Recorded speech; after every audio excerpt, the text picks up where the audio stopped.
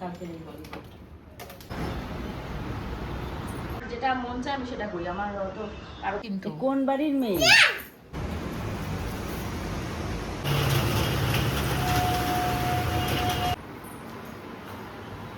একদিন ঘুরে আসতে পারবে, শেষ করতে পারবে।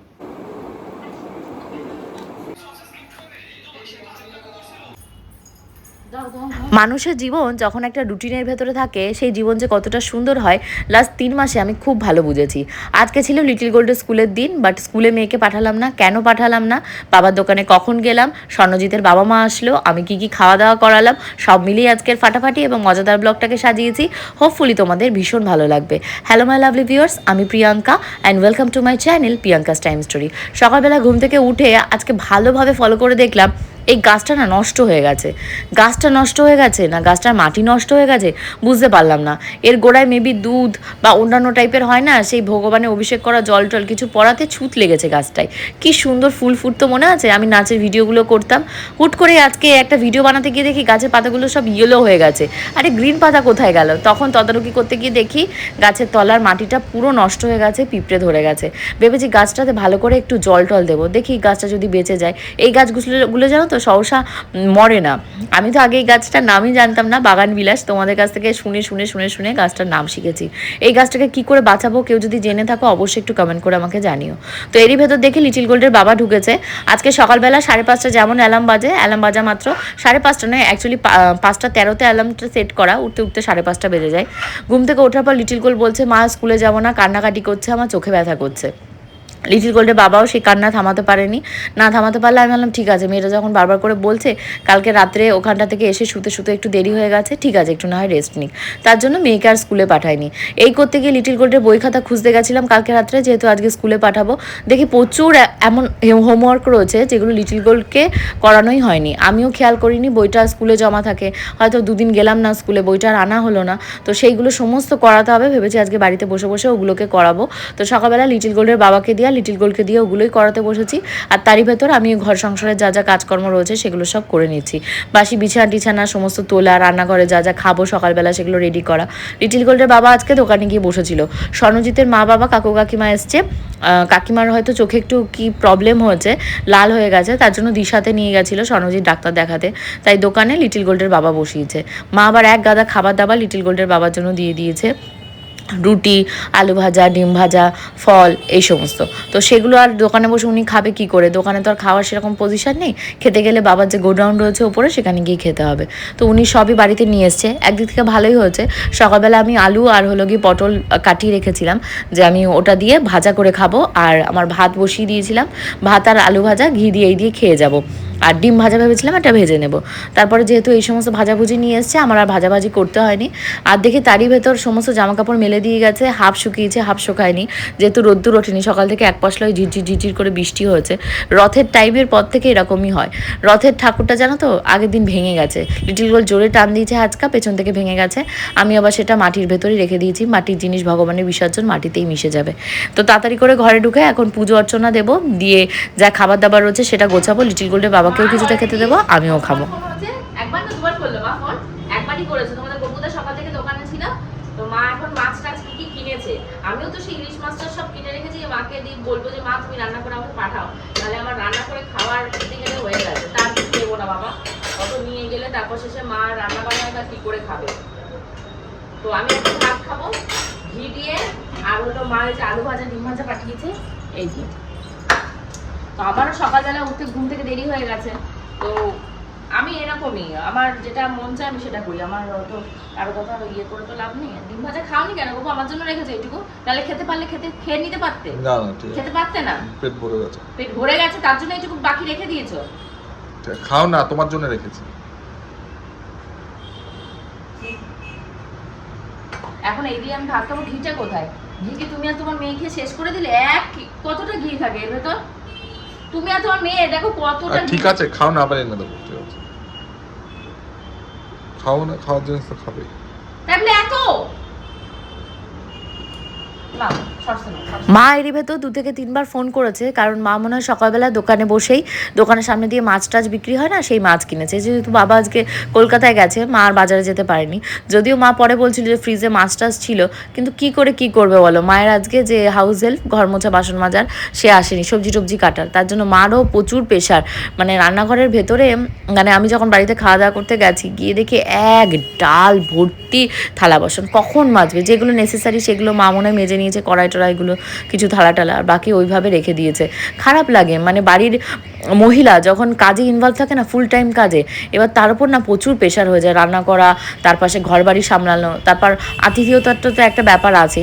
তারপর আমি দোকানে বসেছিলাম, আমি তো জানি না, আমি যখন দোকান থেকে বেরোচ্ছি, মা তখন আমায় বলছে যে পূজা শ্বশুর শাশুড়ি মশাই আসবে, তাহলে কি করা যায়? তাই আমি বললাম তুমি একটা কাজ করো, তুমি পূজাকে ফোন করো। বলছে ওরা রাতে কিছু খাবে না, ওদের খেতে খেতেই 5টা বেজে গেছে, কাকিমা ডাক্তার দেখিয়ে আস্তে আস্তে ওরা সন্ধেবেলা চাটা খাবে।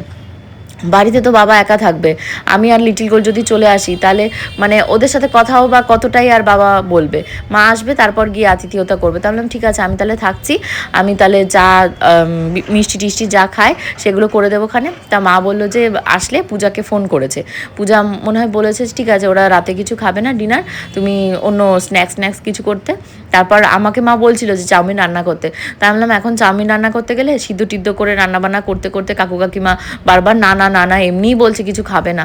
তারপর বললাম তাহলে কিনে অর্ডার দিয়ে দিই। তা আমি চিকেন ললিপপ আর তার সাথে হলো গিয়ে মিক্স চাউমিন এর অর্ডার দিয়েছিলাম। তো এরই ভেতর মা এসে দেখি আজকে ভাত, তারপর কাতলা মাছ, এইটুকুই রান্না করেছি, বেশি কিছু না, মাছের তেল আর পুঁই শাক। মাকে আমি তাই বলছিলাম যে রাতে যদি আরেক রকমের মাছ রান্না করতে হয় তাহলে বলো, ফ্রিজে মাছ আমি বের করে মাছ বসিয়ে দিই, ভাত মাছ খেয়ে যাবে। তাও বলছে ওরা ভাত মাছ টাছ খাবে না, 5টার সময় 5:30টার সময় রান্না করে ভাত খেয়ে পেট ভরা। এখন আর রাতের ডিনার ওরা খুবই মানে আর্লি করে নেয়, ধরো 8:30 থেকে 9টার ভেতর, মানে একদম পারফেক্ট টাইমে মানে খাওয়া দাওয়া করে ওরা শুয়ে যায়, মানে হেলদি লাইফস্টাইল। আমাদের মতন ওইরকম আনহেলদি নয়, আমিও এখন ওরকমই 9:30 10টার ওপার করি না, খাবো না তাও ভালো, 10টার ওপারে কিচ্ছু খাই না।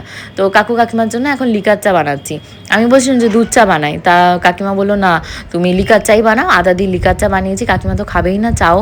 বললাম না আমি আদা দিয়ে লিকার চা সামান্য একটু চিনি দিয়ে বানিয়েছি, খাও। চা বিস্কুট ওগুলো খেতে খেতেই আমি অনলাইনে যা অর্ডার দিয়েছিলাম, মা অর্ডার দিয়ে দিতে বলেছিল, তো ওগুলো সব চলে এসছে। তাও প্লেটে দিয়েছি, একটুও খাবে না। খারাপ লাগছিল যে মানে নতুন কুটুম বলে কথা, এবার তাদের আতিথেয়তা মাও বারবার করে ফোন করছিল, তা ওরা বললো এত ব্যস্ত হতে হবে না, সবাই সবার মতন ব্যস্ত।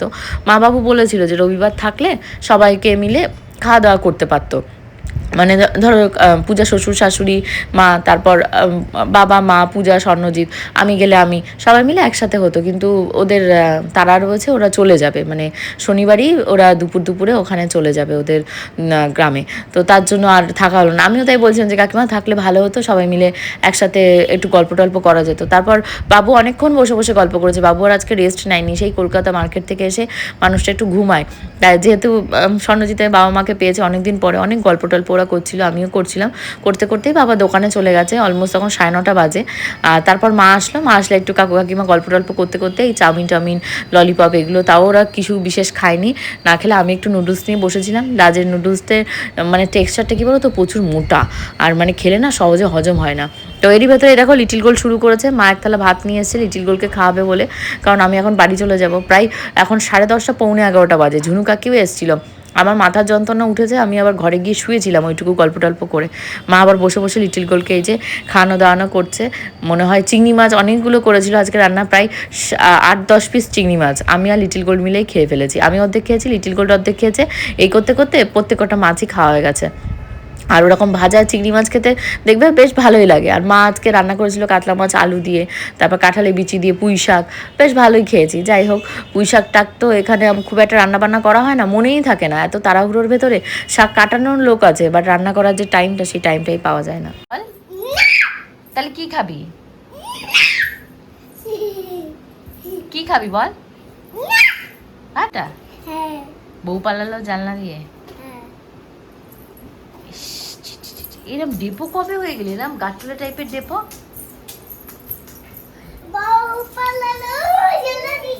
শরীরের ভেতরটা না অস্থির অস্থির লাগছে, কারণ 2-3 দিন ধরে কি ধরো লাস্ট 10 দিন ধরে মানে রেস্টুরেন্টে একটু খাওয়াটা বেশি পড়ে যাচ্ছে।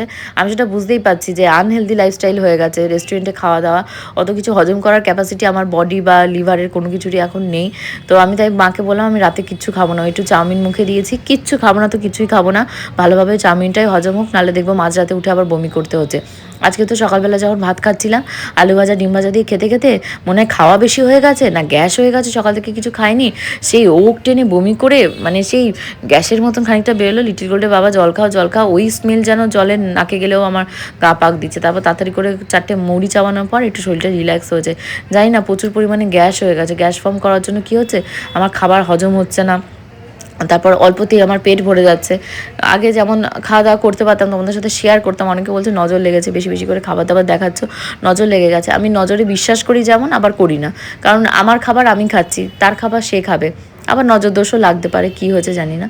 তো মা এক ব্যাগ ভর্তি করে এই যে খাবার দাবার দিয়েছে, আনারস 1 ফালি কেটে দিয়েছে, কিছু নাশপাতি দিয়েছে, আম দিয়েছে, বাবা কলকাতা মার্কেট থেকে নিয়ে এসছে, আর চাউমিন আর চিলি ললিপপ যা ছিল ওইটা আবার দিয়ে দিয়েছে। আমি বলছি ওই বিষাক্ত জিনিসগুলো এখানে দিল, ওটা তো বরঞ্চ পূজার জন্য ওর শাশুড়ির সাথে পাঠিয়ে দিতে পারতো, তাহলে ভালো হতো, পূজা খেয়ে শান্তি পেত, ওরা এগুলো ভালো খায়। মা একটু রেখে দিয়েছিল, রাত্রে যদি পূজা স্বর্ণজিৎ আসতো তাহলে ওদেরকে দেওয়ার জন্য, ওরা আর আসেনি, মার ওইটুকু ফ্রিজের ভেতরই পচবে, আমারটুকু তো না আমি খেয়ে নেবো।